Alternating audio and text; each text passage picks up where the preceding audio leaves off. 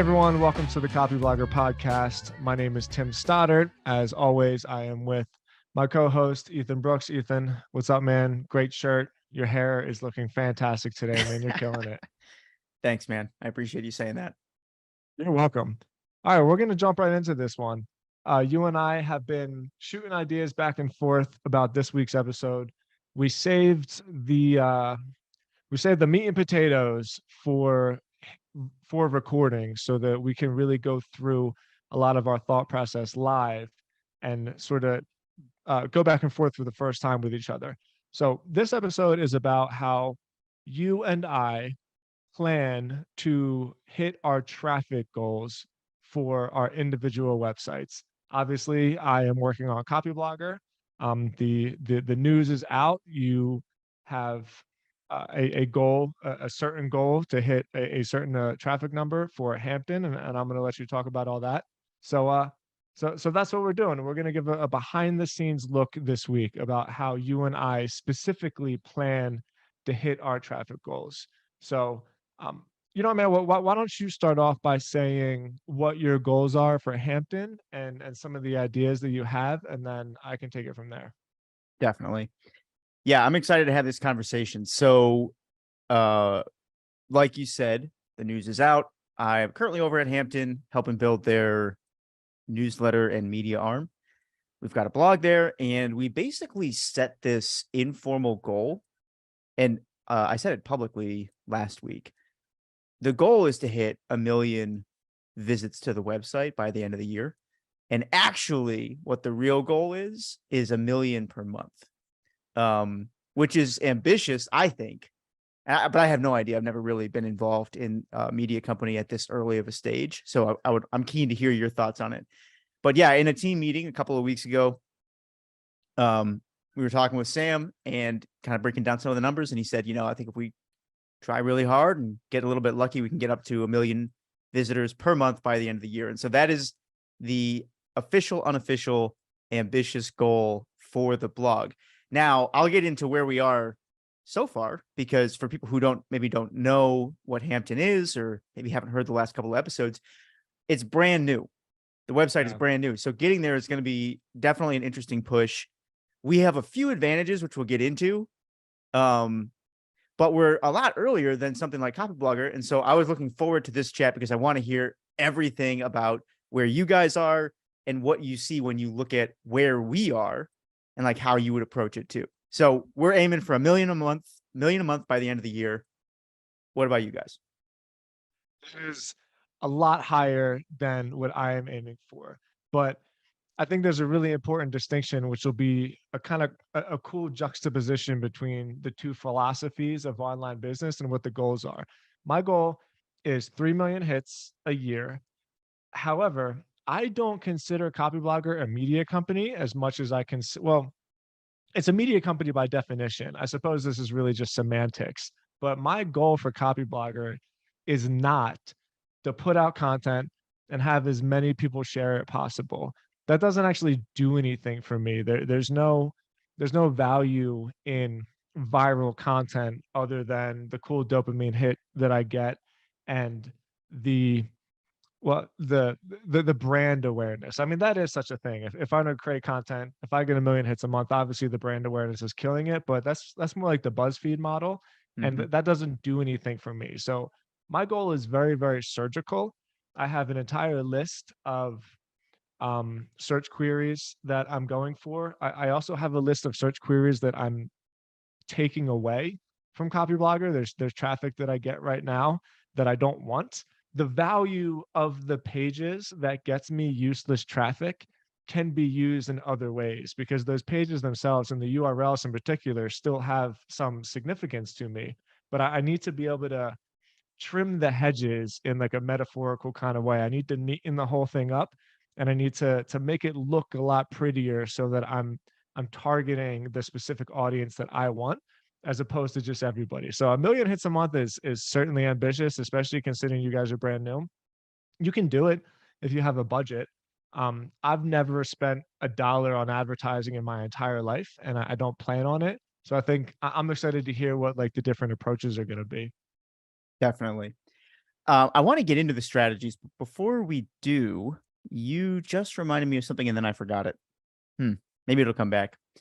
Related to the million hits a month, let me touch on this for a second because it is ambitious. And like I said, I've been so excited to get involved in this project because pretty much all of my involvement in a media company so far has been in an established media company. And I just remembered what you reminded me of. So before we get into the specific goals and the strategies that we're using to approach these things, I want to highlight something that you just called out, which is model. So I really like that you took a second to say that like there are different ways to approach traffic goals and more is not always better. What really helps determine it is like what you're planning to do with that traffic. And for us at Hampton, what's really interesting is that the core business is a membership site. It's basically a peer group for founders who have built $1 million plus companies. So it's a peer group and it's a relatively narrow potential pool of candidates, right? Like it's not just anybody can join this, even if they have the money to join. They have to have crossed a certain level of like a certain threshold in order to get in.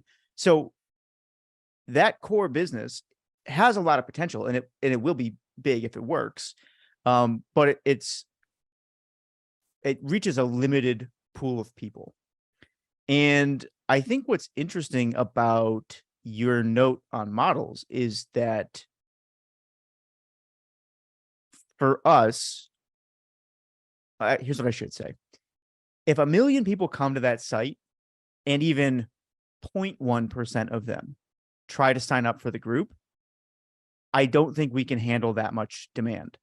So the goal of getting 1 million people to the site is not actually about growing the core community offering, even though it's part of it, right? We want to continually be getting that flow of applicants going. But the reality is at that scale, we're probably going to have to start thinking about something different to do with that traffic. So in our case, and this is just hypothetical, we haven't committed to any of this yet, but if you do have a media company that's getting 1 million hits a month, you can then start taking it more seriously as a media, as like a standalone media business model, as opposed to just the membership. And so I was really glad that you called out that whole note about model, because it really does dictate where you set your traffic goals. For us, I think if we were able to achieve this thing with 1 million hits per month, we would possibly start looking at Hampton as like core product is community and then potentially some kind of media monetization, which would benefit and could scale a lot more quickly than something like a group, which can only grow so fast, right? And what I mean by that is like you can literally break the group dynamics by growing too fast. So we're keeping that at a very controlled growth rate, which opens up questions about like what do you do with the rest of the traffic? So I'm glad you called that out. Now, with that being in mind, okay, so it's 1 million a month for us, 3 million for the year for you.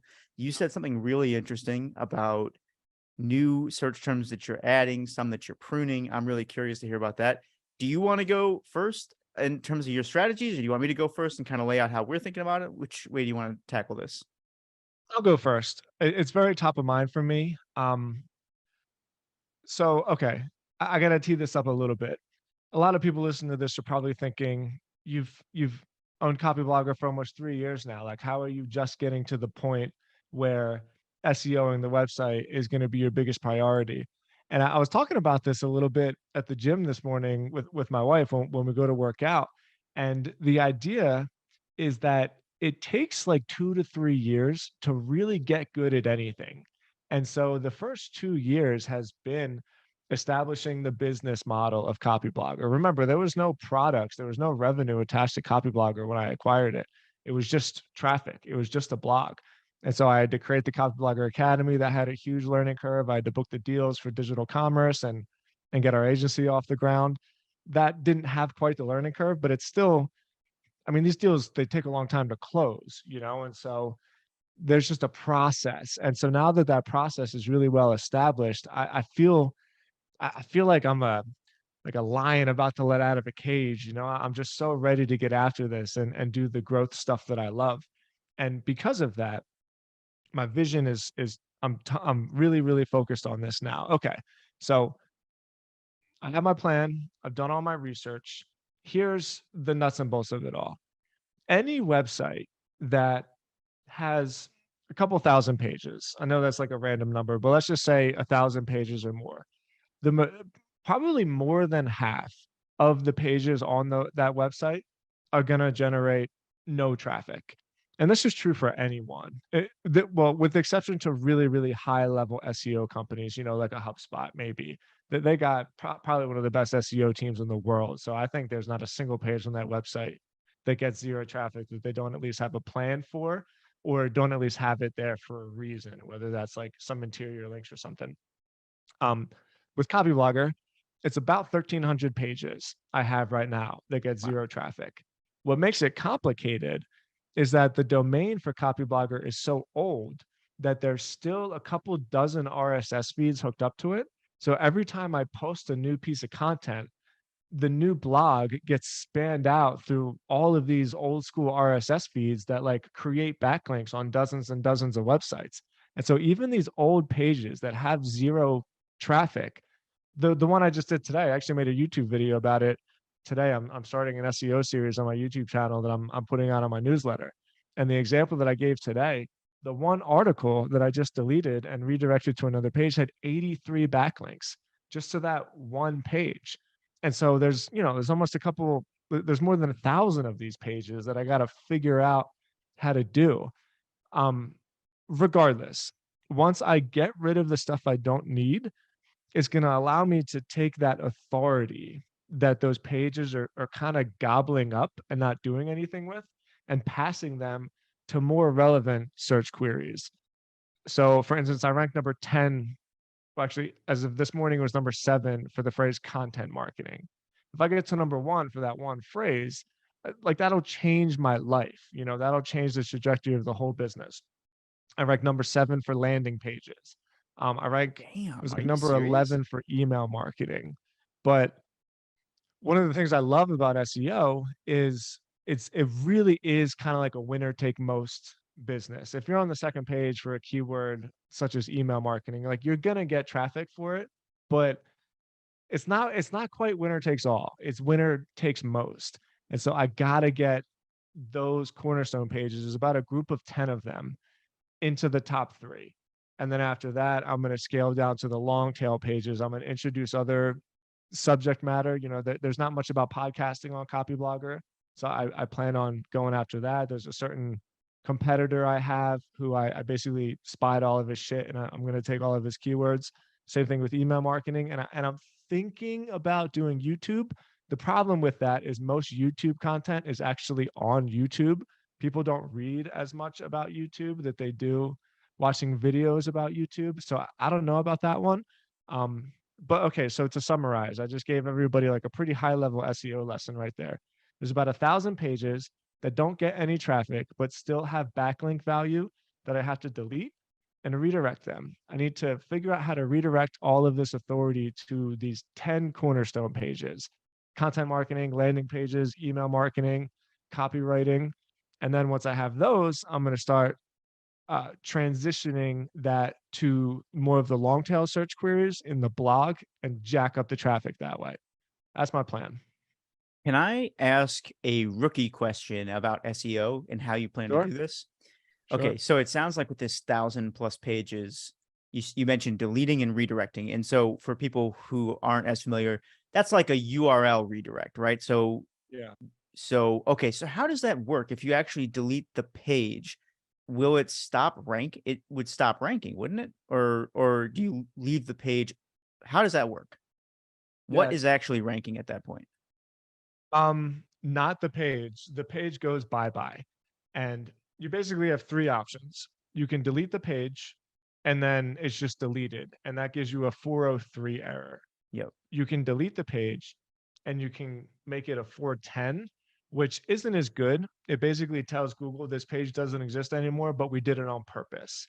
So it doesn't necessarily give the search engines or the person a different option, it basically just says like there's nothing here. It's like coming to a dead end on a road. But a 310 redirect, excuse me, a 301 redirect, it makes it so that page doesn't exist and you're being sent to a different page. The idea being Got it. that if I delete a page, I still try my best to redirect it to a page that has like similar subject matter, because it's not the rankings that you have to worry about. If I delete a page, that page isn't going to rank anymore. The problem is that page has 83 backlinks. And so somewhere on the internet, there's a link that goes to the page that I just deleted. And so when someone clicks on that link, I want to send them to like a semi-relevant page so they're not totally caught off guard. It's difficult because it doesn't always align perfectly, but you want to do the best you can to keep the user experience like as on path as possible. So that's how that Got works. it. Got it. Okay, so that's not like there's some phantom page out there that's still showing up on Google and then linking through to got it. Okay, so that Oh, brings that's me illegal now. That's called cloaking. We used to be able to do that back in the day when SEO was easy and you could just do like a bunch of like black hat stuff and make a ton of money, but you just can't get away with it anymore.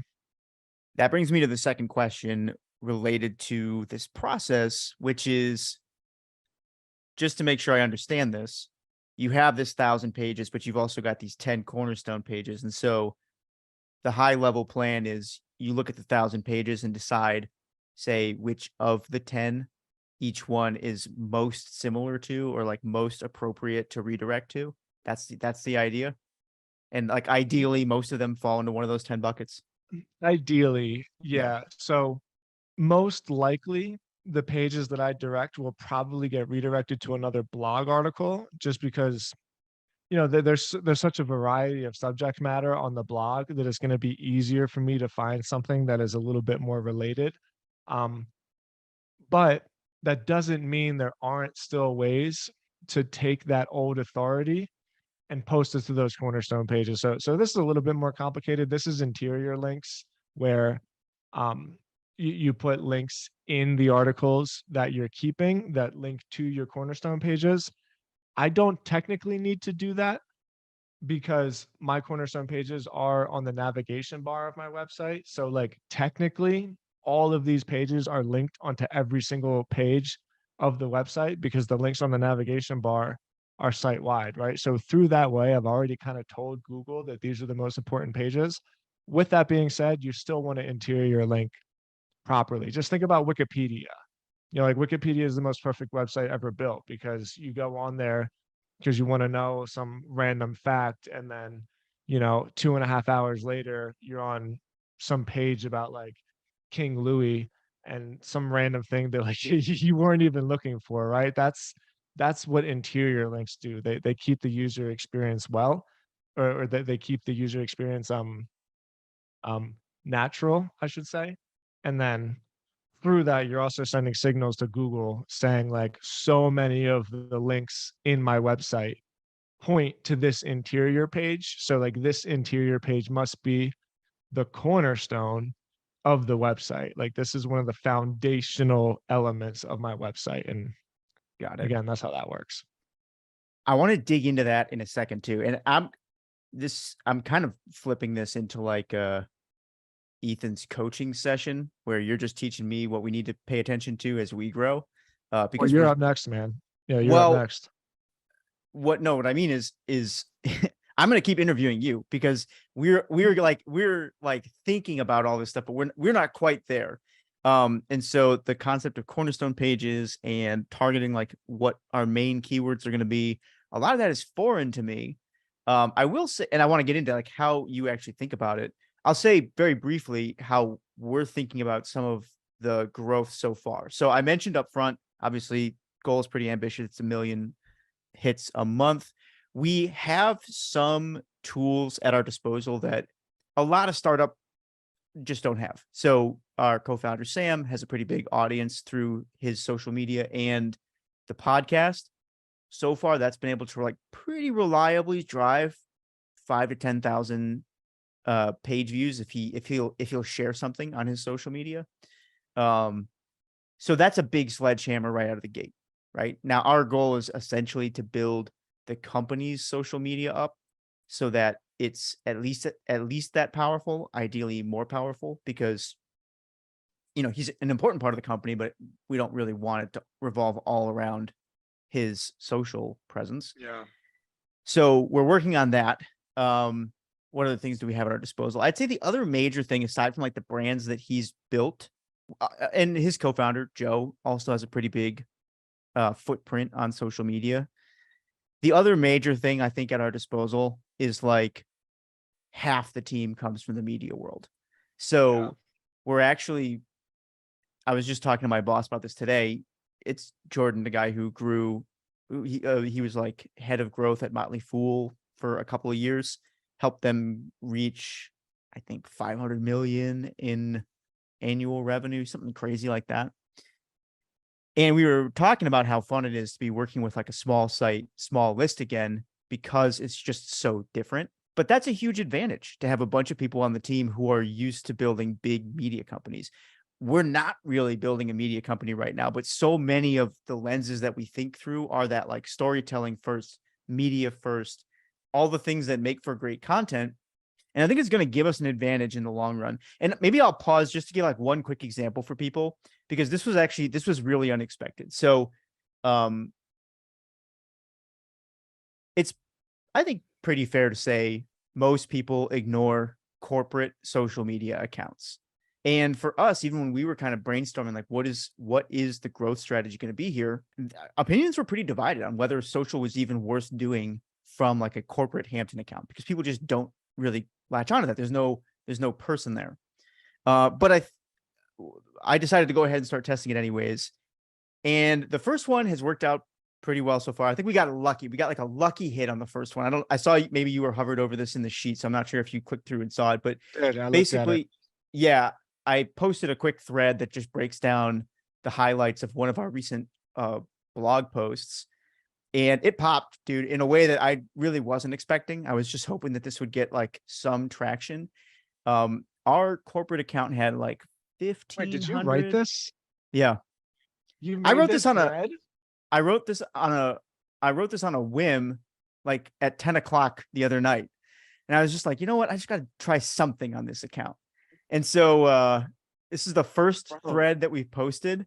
Imagine if you did this for the podcast, you Twitter hating faker, you Twitter faker. But for people listening, small account, we had 1,500 followers. And this, I think we just kind of got lucky. It's got about 500 likes so far, 145,000 impressions. It just popped. And in some sense, I would love to believe it's because I just did such a good job laying the tweet out. But what I really think it is like, it's a little bit of luck. It's a little bit of the fact that we do have Sam associated with the brand. We're still kind of riding high on the excitement of the launch. And so I don't want to get too tied up in this one success, because like, it's going to make me scared to post another one, right? Like what else? No. It not really, but like that is a thing that people deal with. Once you have one great hit, it does kind of feel like everything after that kind of has to be the same. So I'm not letting myself think about this too much. But I bring it up to say, we think through this media lens. And I think that we have the ability as a team to tell stories that like a lot of corporate teams struggle to tell, because we come from that media background. So we have that advantage. Great. I know nothing about SEO though.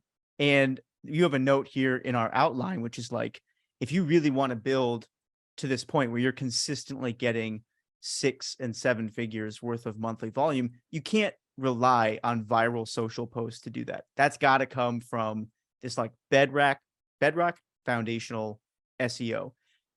And that's totally foreign to me. So I was going to ask you, that's a little bit about how we're thinking about it. We are basically leaning on storytelling now. We're leaning on social media now.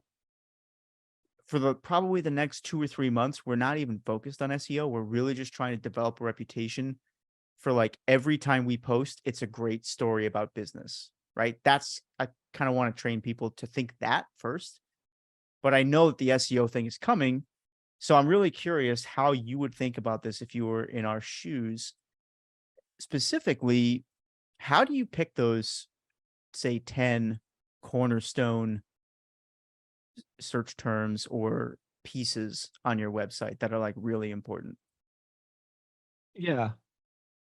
Well, my mind is racing a bit here. There's a lot I want to say. First off, Sam obviously knows what he's doing, right? So I'm by no means coming at this as though I know better than Sam. Everybody has their own style.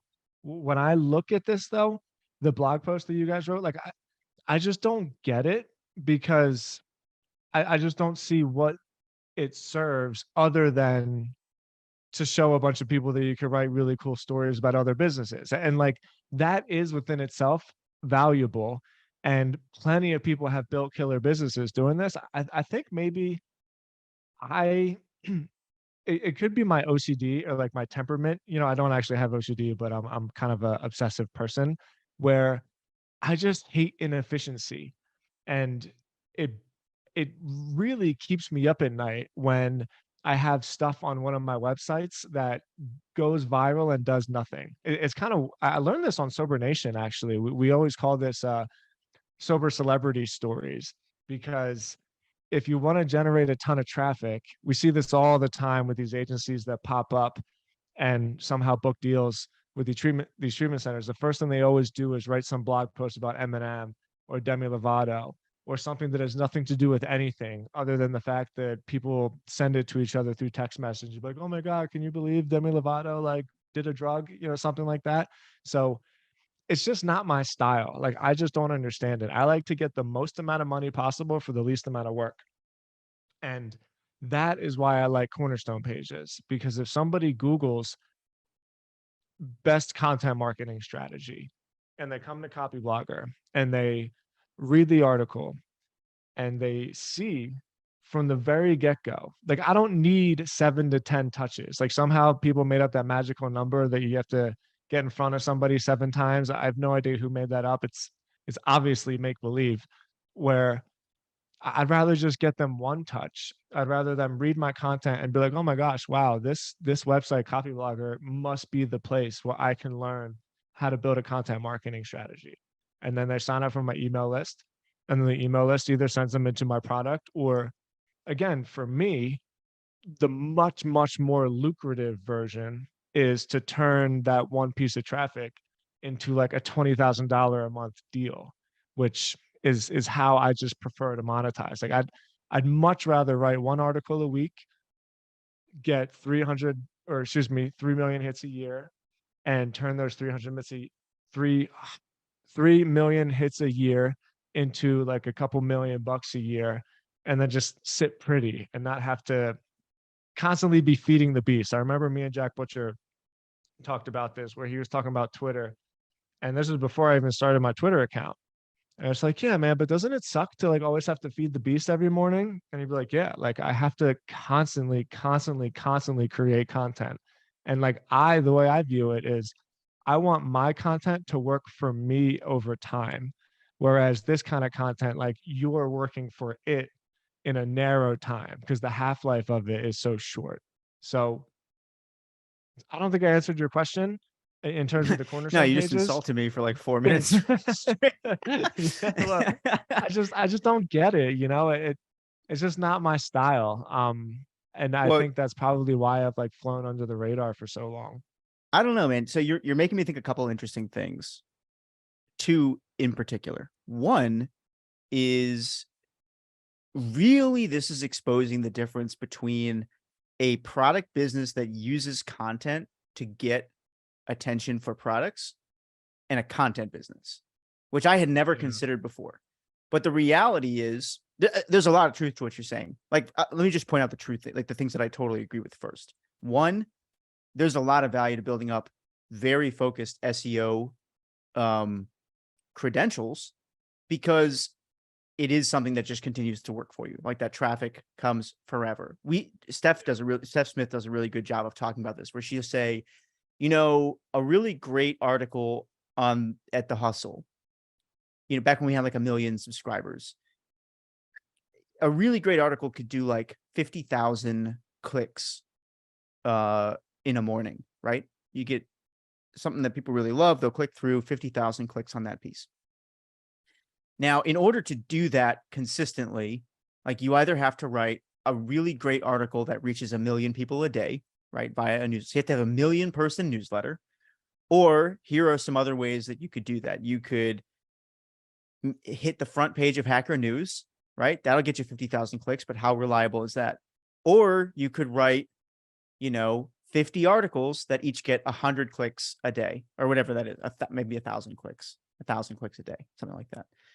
500 articles that each get 100 clicks a day. Like that's the SEO. The benefit of the SEO is that it allows for you to attain traffic that is otherwise incredibly difficult to get slowly and surely. So I totally see the value of like a more well-developed SEO strategy. What you're making me realize, though, is two things. There just is a distinct difference between a media business monetizing as a media business and a product business that's using media to attract attention for their products. And I had never thought about it that way before, but just you're making me think that.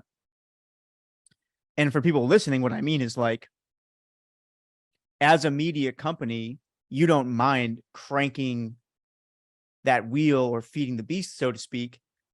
That is kind of the focus of what you're doing. Now, I think you should be doing it in a way that like allows you to build that baseline, so you're constantly getting more attention rather than always having to just inject effort to get visibility. But there's a certain amount of it that just goes on autopilot because that is what you're focused on. The other thing that you're making me think, though, I had not thought about this until you said it, was, do you remember that conversation we had about how brands like sell products, people get attention? You're making me think that I hadn't realized this, but we're really experimenting with the opposite of that at Hampton. Just by posting this or using this strategy, we're essentially saying, or what we've said is like, this is going to be a person that you can pay attention to. Hampton is an example of a brand trying to build that personable brand face. And honestly, the jury's still out on whether or not literally we're 1 week into this experiment so far, but maybe coming from that media background gives you a little bit of a leg up there. And if it does, then it would just be another reason to learn this stuff, right? The attention getting, storytelling, all the things that we talk about on this podcast, because they can help you kind of stand out in an arena where most don't necessarily, like a lot of brands struggle to do this exact thing. Okay. So that's what you're making me think about. You're making me think that we are actually weirdly experimenting with the opposite of something that you and I have talked about here a lot. I didn't realize we were doing that. You're also making me think about the differences between business models. And I am also very sold on this concept of SEO. And so here's what I really want to make sure I get clear for myself and we get clear for the listeners. What is the process if you're bought in on this SEO thing and you're like, I'm going to use SEO to build traffic to my page? For a company like ours that's starting from scratch, right? We know roughly who we're trying to reach as customers. What is the actual process you would use to work backwards from like, here's who I'm trying to sell to. How do I determine what those, say, top 10 search terms are for that person that I'm going to build cornerstone pages for? If I ignore the blog post that I already posted, how do I pick those 10 cornerstone pages? Well, people might not like the answer, and this might give you some insight to the dark side of Tim. Remember a couple episodes we talked about the shadow, right? The answer really is just seek and destroy. SEO is a zero-sum game. Only one person gets the top. It's not like media where my ability to create an article has nothing to do with your ability to create an article, and two people can both see and enjoy our stuff equally. It's not like that. There's one winner. There's one person in second place. There's one person in third place. So you first research whose traffic you want to take, because it's the only traffic that you get. There's no traffic up for grabs. There's somebody's traffic that you're taking. And there's a couple ways to do this, right? There is a little bit more of an analytical keyword research way, and that's basically just spending time tinkering around, looking at keyword volume, looking at the competition of that keyword volume. You can do that on tools like Ahrefs, which is what I prefer. You can do that on SEMrush. You can even just do that on Google, just by Googling stuff and seeing what pops up and seeing how credible the websites are that are getting those couple search terms. So you can make like a basic distinction if you can beat these people or not. But really, even when you get there, ultimately what happens is you end up discovering the people or the brands or the companies whose traffic you're going to have to take. And so the the the long-term play is this: you work backwards, where you don't necessarily think of the keyword, you think of the intent. And then with that intent, you develop what the keyword is. And then you put those 10 keywords together in a spreadsheet. And then you list who the people that win those keywords are. At that point, you go see the pages that they have that are currently winning for those keywords, and you dissect what it is that they're doing. So how long is their content? How many times did they mention the keyword? How many links are pointing to that page? How many links are pointing to the URL in total? You basically assume that you're not going to win those cornerstone keywords right away, because they're cornerstone for a reason. They're hard. But you structure your website in a way where those pages are front and center basically everywhere you go. So some people put their cornerstone pages in the sidebar of their blog. So like no matter what blog you're looking at, you always have access to those links. Some people like myself like to put those pages in the navigation bar so that they follow you everywhere. Once you've laid out those pages, I view blog posts twofold. They're a way to generate traffic, but they're also a way to strengthen your cornerstone pages. Like your blog posts are basically a feeding machine to your cornerstone pages. And once you've like figured out who you have to kill, you just like relentlessly dedicate all of your time to seeing who they got backlinks from, reaching out to those people and trying to take those backlinks from them and get your website in place there, reaching out to some of the podcasts they've been on and trying to get booked as a guest on that podcast so that you can basically nullify the links that they have. And it's ruthless, man. It is really, really ruthless, but you have to bake that into your head that there's no such thing as free traffic. There's only traffic that you take. And it's hard, but like super valuable and fun and awesome. I love that, dude. Sounds like, and by the way, this sounds like something that I can't speak for Sam, but it does sound like something he would gravitate to immediately. You know, there's nothing he likes more than like a good Get fight. that vibe from Sam. Yeah, I get that vibe. Yeah. I can also see, I can see what you're talking about. Like I can see you're itching to get into this yourself. So Yeah, there's like 3 or 4 different websites that Copyblogger is so much stronger than them.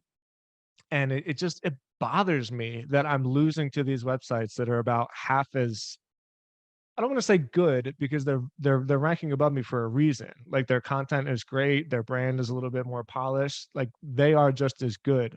But in terms of the weight that I have to throw around from an SEO standpoint, it's night and day. It doesn't make any sense from a technical standpoint that these like 3 or 4 companies are beating me. And I'm just that kind of person, like it really, really bothers me a lot. And so I'm looking forward to it. I want to take a second to zero in on something you said too, which I think is such a helpful framework. There's no such thing as free traffic. Like I'll paraphrase, you said basically all the traffic you're going to get, you're taking from somebody else. And I think that's such an interesting way to think about this. I heard somebody say it similarly a couple of years ago. I went through Reforge's growth training. Are you familiar with them? Yeah. Awesome program. I'm not even a growth guy, and I still don't necessarily feel like a growth guy, but the training was fantastic. I think they do a better job at course design than like pretty much anybody I've ever seen. They design their courses phenomenally. Have you gone through them, or you've seen them? Oh, I Yeah. just appreciate them. Yeah, Yeah. I just Great, appreciate them. great team over there. But that was one of the very first things they say in the growth course as well. It's like if you're starting from that 0 point, all the traffic that you want to attract to your site, it exists on somebody else's site. And like that is actually that is the core of growth, is that you are basically figuring out how to go out to these other places where the traffic already is and peel it off to your website. And like if you think about what social media marketing is, that's exactly it. Traffic's already out on Twitter. I'm just trying to go over there and get some of it to my site or Google, SEO, ads. It's all the same thing. And I had never heard somebody put it that way, but for me, as somebody who doesn't come from a growth background, it really simplified the idea of getting those first visitors. Because it's not like I have to figure out how to do that now. I just think where is everybody? Where are they? Yeah. Yeah. So I hate to cut you off. It's kind of difficult to explain this though, because it is a flipping that switches in. It is a switch that flips in your head. It's not like you have to find people who you want to make interested in your company. The people are already interested. You just need to make them turn their heads from that direction to this direction. That was really well put. That was actually really well put. That captures the essence of like the hang up, right? Yeah. How do I find people or make Yeah. people interested? Okay, so that for me brings me back to this concept that you mentioned earlier, which is pruning. So you already know what your main targets are. You know who's in the crosshairs.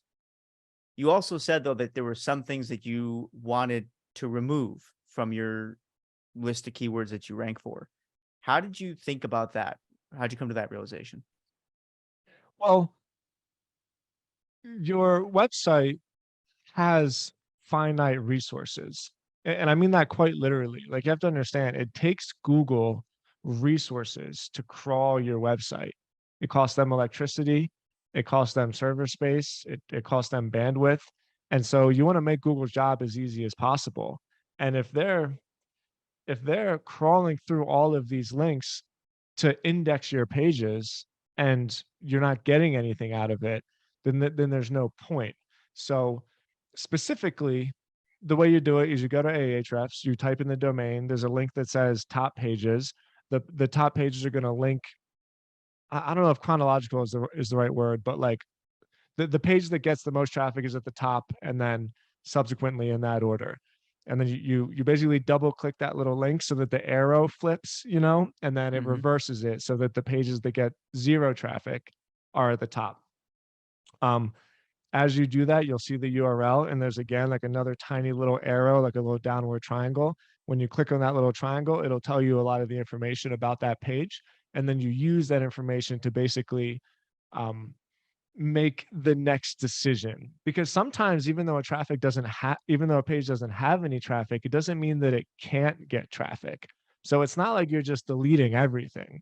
You're making the next right decision on the information that you have. And that really is like the skill and the art of SEO, because you only figure that stuff out by doing it enough times to know what's realistic, what's possible, what is like worth spending time on, where if I spent time in this other direction, the reward would be maybe greater or less than. So that's like that really is the skill of SEO. Learning how to do SEO is actually pretty easy.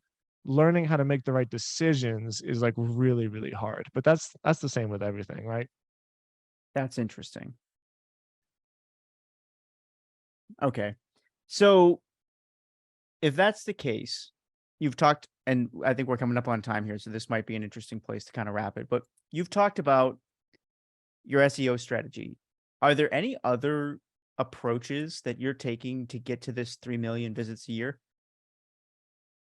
Or do you Um, think based on your current setup, it'll just happen naturally? Like you don't have to. I'm really underselling myself a little bit because like you have to the part that we didn't talk about, and it's a shame that we're leaving this to the last question. The part that we didn't focus on more is models, right? Like what is my traffic even for?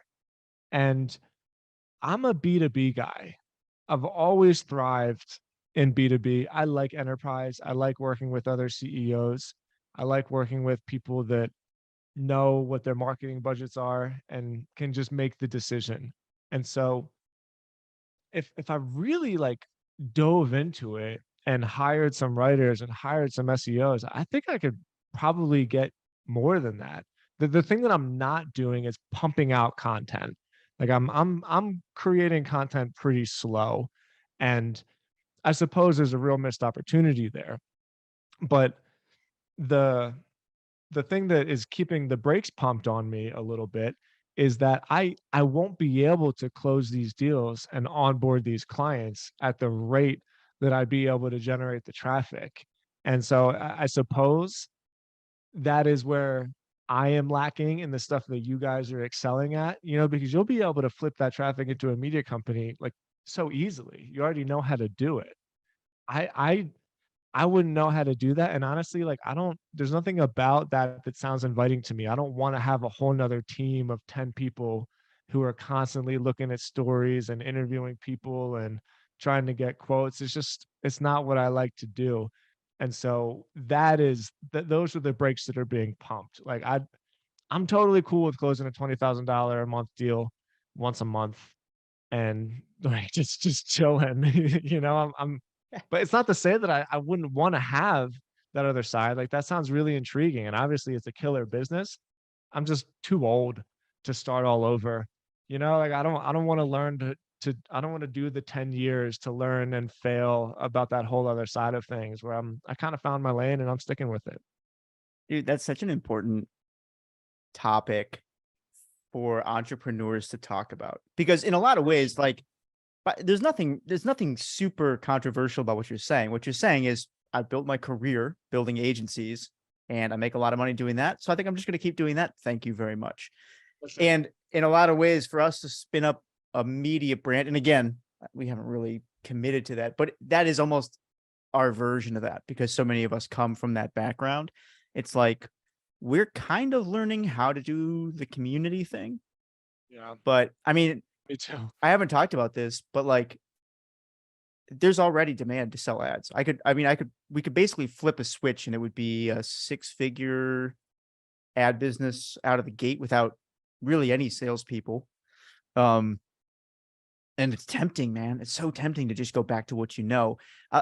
We're pumping the brakes in our own way, though, just being like, what is the most important thing for us to get right now? So for us, it's the community side. We really want to make that community feel like great and valuable and have the right people in there. And so there's a lot of potential on all this media stuff. And I think in a lot of ways, we're kind of building it in case we ever want to flip that switch. But it's not like a huge priority at this point, which is a little weird. But the other thing that's so important about what you're saying is like, you don't need to build a business that's bigger than what you need or want. And I think it's so common to fall into this trap of thinking that you want to build a huge business when really what you want is like free time to spend with your family. I was having this conversation with a founder a couple of days ago, and basically, he'd been doing the high growth startup thing for a long time and had sort of defaulted to thinking like, I want to start $1 billion company for years. That just had become the way he thought about things. And then through a series of events came to realize like, that's actually not a priority at all. The things that I want in my life, I could have with like a pretty good tech job. I had shot for this specific type of business because I just thought that was like, I thought that was the goal. Yeah. Nobody talks about that, man. Nobody talks about the fact that like we try to convince young founders that you have to build some crazy, huge, successful business in order to be respected. And really, when you get to, I mean, I'm 32. What are you in your 55, 56, 56 at this point? 36, bro.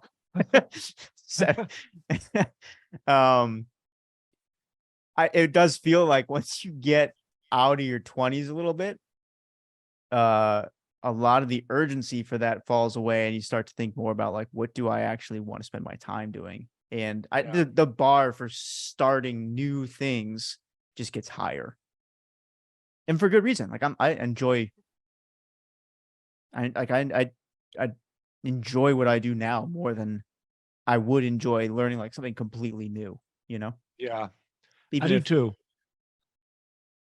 I love it. I'm like, I legitimately feel like the luckiest person every day yeah, because I don't work, like I don't work. I just do stuff that I find is really, really fun. And so it doesn't make sense. People say, but don't you want to make more money? And maybe, um, I already kind of don't know what to do with the amount yeah, that I make already. And plus, what is that going to actually add value for my life where I'm just going to end up having to do stuff that I don't like? And what's the point of making money to do the stuff that you want to do, right? So, I don't, it doesn't need to be a whole coaching session about your priorities and how to live your life, right? There's two elements to it, which I think are a little practical. Once you start making money, you realize that it's infinitely easier to make more money with your money as opposed to working. And so agencies are cash cows for me, and there's plenty of other stuff that I'm involved in that I don't actually have to work on. And I like that. I think it's fun. And that's what I plan to do. But also, yeah, like you find your lane, and there's no reason for me to do anything else. I love what I do. And so why would I stop doing what I want to do something that I don't want to do? Like that's stupid. Well, let me tell you something though, that's like there's a lot of wisdom in what you just said because it's so tempting. There's an entire culture built around more and bigger and better. And the reality is, I think if you go Yeah. through that a couple of times, you come to find what you just said, which is like you actually give up a lot in order to do the more, bigger, better. I think there are some people who genuinely love that. Like and they end Yeah. up being the Zuckerbergs of the world. Like they just Yeah. genuinely that is what they love. They want to change the world. They want to be at the bleeding edge of technology, something like that.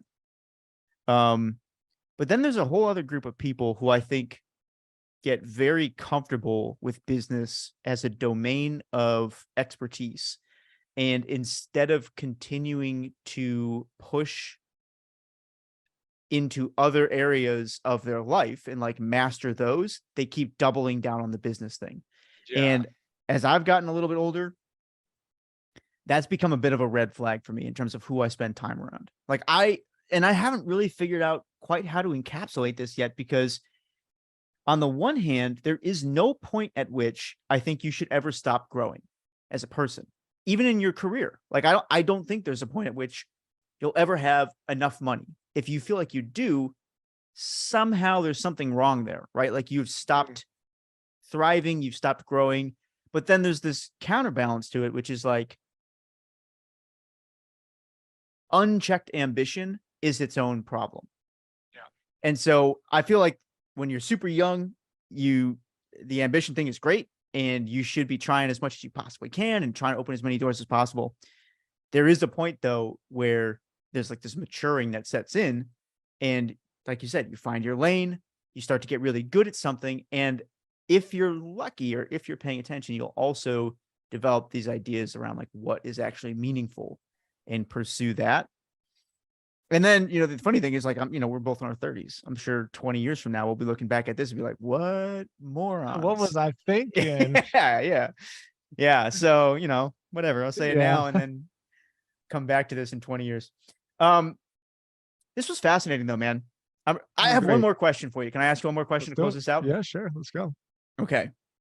So, given what our goals are on the Hampton side, aside from SEO, or let me ask it this way.